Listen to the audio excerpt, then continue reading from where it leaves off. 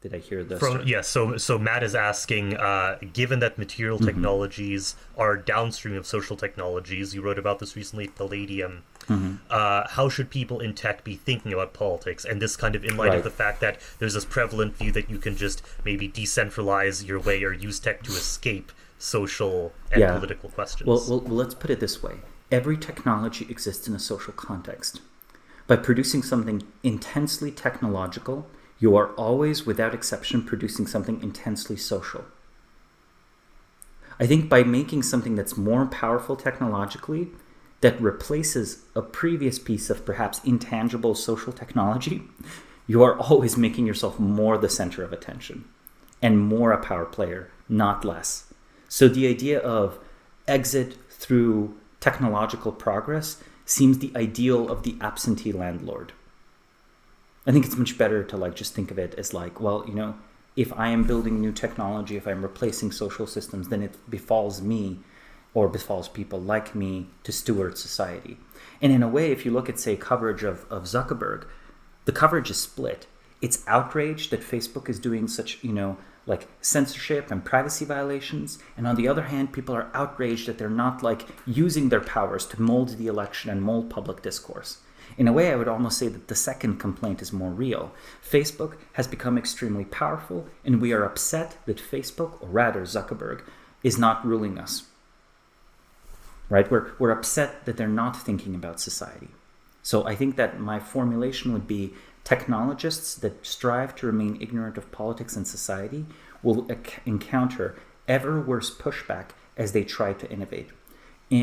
Founders, technologists that keep society in mind and accept both responsibility and limits, but also accept the reality of their personal power, will be able to innovate without limit. And I would argue that Bezos is very good at thinking about politics. Now, we might not agree with the direction of his politics or whatever, or we might agree that doesn't really matter. What matters is that he is not disliked in the same way, because he clearly does engage with a power structure, right? He doesn't have the illusion that he's outside of society. He's not antisocial quite in that way. Mm-hmm. And so perhaps he gets more goodwill from the people that do approve of his actions. Somewhat, yeah. And let's remember that the technological innovation, it's I think that perhaps their desire for decentralization is coming from the very real feeling that technology is being choked off. And I think that's happening. I think Silicon Valley is no longer the center of innovation.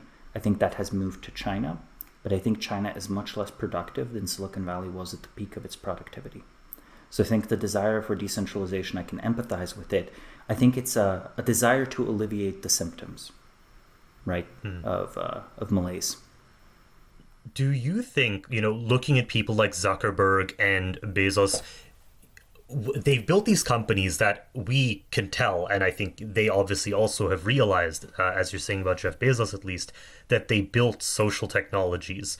To what degree is it possible to build something thinking it's just, a material technology and end up with something that's a powerful social technology? Do you have to actually be aware that you're building a social technological institution, or can you do it by accident, so to speak?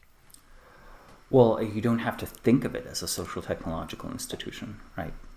You just have to think of it as changing human behavior, or believing it'll change human behavior.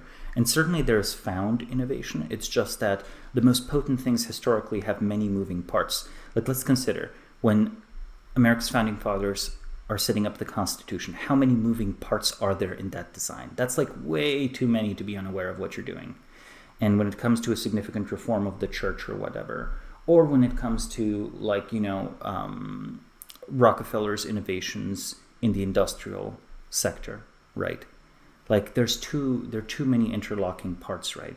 I think there are a few cases where this very naive discovery of something might result in massive changes.